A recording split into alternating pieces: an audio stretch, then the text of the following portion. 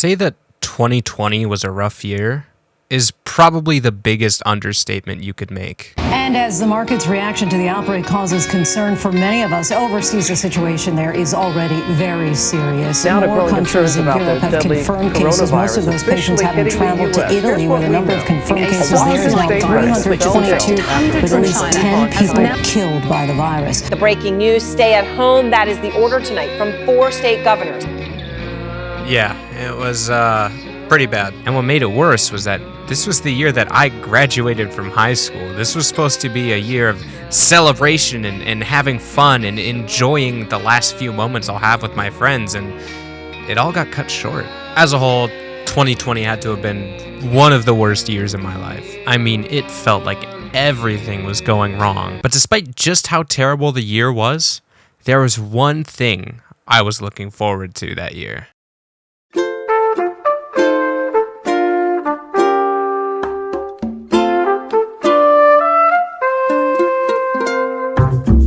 Now, I've been a fan of the Animal Crossing series ever since I was a kid. I grew up playing the original Animal Crossing on the GameCube. Quick sidebar, because I don't know where else to include this, but can we talk about how fucking awesome the GameCube Animal Crossing soundtrack is? It's so much better than any of the later games. Like, for example, the 2 a.m. track. In all the other games, the 2 a.m. track conveys that the town is asleep. It's time for quiet time. Honk shoo, I'm asleep, there are Z's floating above my head. But in the GameCube version, it is time to wake the fuck up. It's 2 a.m. The night is young. Everybody's awake.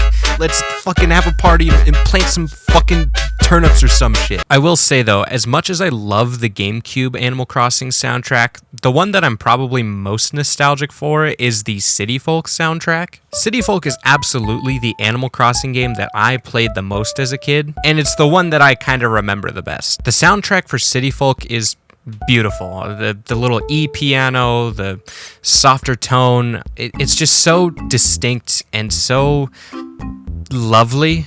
I don't know how else to put it. Listen to this.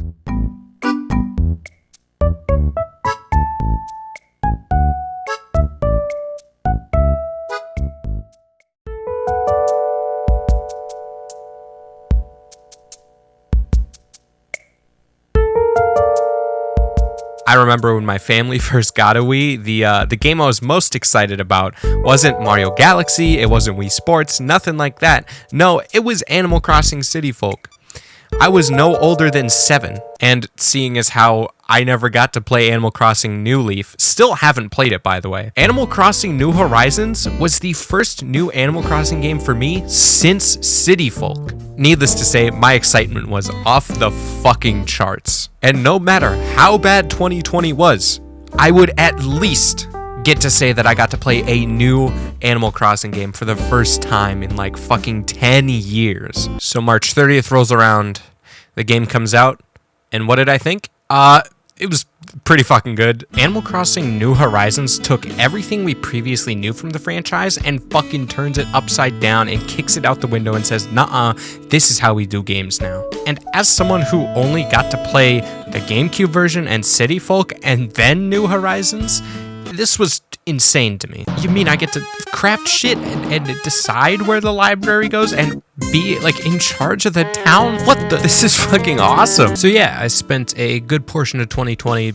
playing Animal Crossing New Horizons, and I honestly had a great time with it. I still distinctly remember the first night I booted it up. I pre-ordered this game like fucking months in advance, and I remember staying up on March 19th until midnight to play the game as soon as it was available because I was that fucking excited. And I remember the following days and weeks and months, I would boot the game up every single day and check in on my town. And honestly, it's a gaming experience I'm super fond of. But enough talking about my personal experience with the game.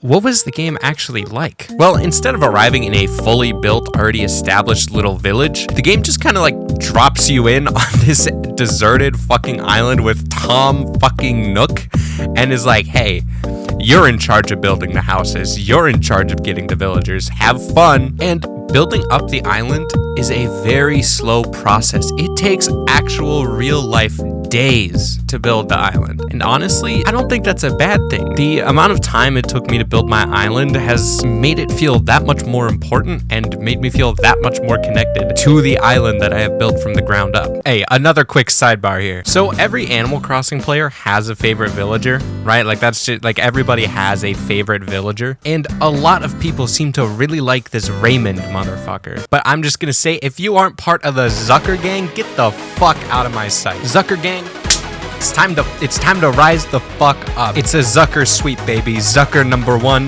Zucker taking over the world. This one goes out to all my fellow Zucker heads. They've also placed a huge emphasis on island decoration, which I don't know if it was in New Leaf or Wild World or anything, but I remember not being able to place furniture outside before. And now there's furniture specifically designed to go outside, because I'm pretty sure you're not supposed to put a fucking Ferris wheel in your house, Caleb. Don't do it. I mean, you could, but it takes up a lot of room. And finally, thank God, we have actual paths that we can fucking actually place instead of having to do designs and place design on ground, and we have to design our roads ourselves. Granted, you can still do that if you really want to. It'll make cool little custom roads if you really want to go that route. Fine, cool, have fun, be my fucking guest. But me, I'm just gonna stick with the regular fucking stone path because, I mean, why would I?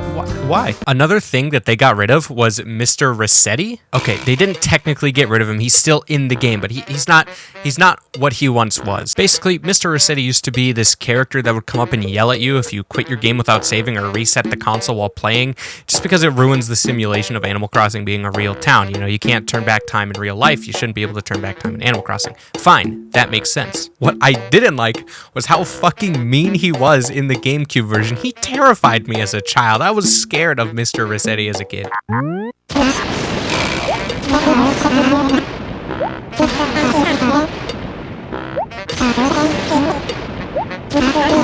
So much so to the point where I actually didn't want to play the game because I didn't remember if I saved before I quit, and I didn't want Mr. Rossetti to yell at me again. That's how fucking terrified I was of him. So, you know what? I'm glad he's gone. Fuck Mr. Rossetti. All my homies hate Mr. Rossetti. Fuck him. Character customization also got a massive overhaul, which is fucking awesome because look at this cute little guy I made. He's wearing a dress. And I think what I was most excited for was the multiplayer, because this was the first Animal Crossing game where I would actually be able to play with my friends, because I knew my friends had the game and I knew they played it.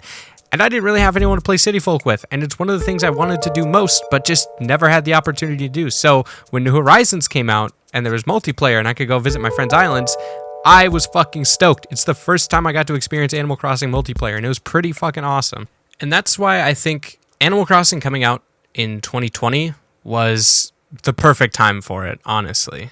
In a time of uncertainty and self-isolation, this was a way for us to kind of all get together and hang out virtually, but still, it was nice. I mean, it definitely beat, being locked up in my room all day because, COVID was going around and I had to, keep myself and other people safe or some dumb bullshit like that.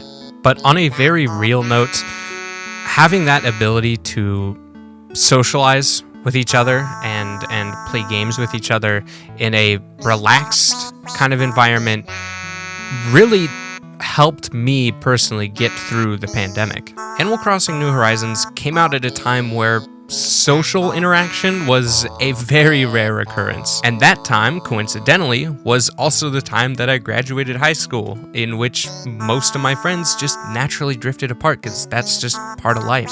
It was a brutal year. I mean, when we talk about difficult years, I mean, this ranks pretty high up there. If there's one thing I want to leave you guys with, it's that we don't necessarily get to choose what happens to us and when it happens to us. Oftentimes, life just kind of feels like it does its own thing and takes us along for the ride. But along the way, we get to choose how we react to this ride that life takes us on. We choose how we cope. And sometimes life even throws us a bone and gives us something to help cope with whatever else it's throwing at us. In the chaos that was 2020, Animal Crossing New Horizons felt like a little bit of order to the chaos that life was giving us. Sometimes even just that little bit of peace, that little bit of tranquility makes all the difference.